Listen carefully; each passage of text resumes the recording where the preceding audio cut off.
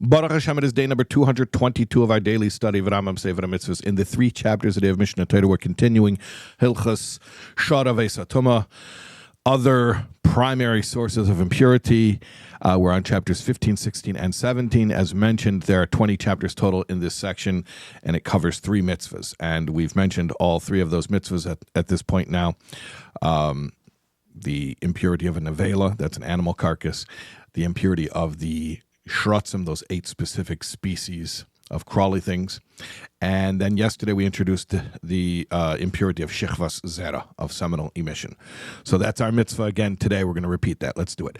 Positive Commandment 105 is the impurity imparted by seminal emission. Since we're learning this mitzvah again, I will add some new information that I didn't share with you yesterday.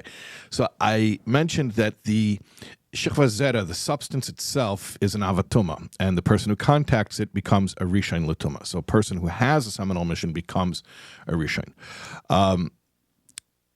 What about a woman who has relations with a man?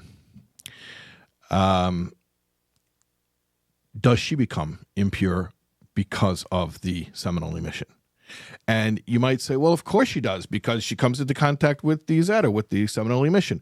But it's not obvious, actually, and I'll tell you why. I haven't mentioned this detail before. The style of our study here is really rapid, so there are a lot of details that I just don't mention in this class. But, you know, when we speak about contracting impurity from touching something, I didn't say this, but touching something means with the irregular parts of your body, as opposed to what? The inside of your body.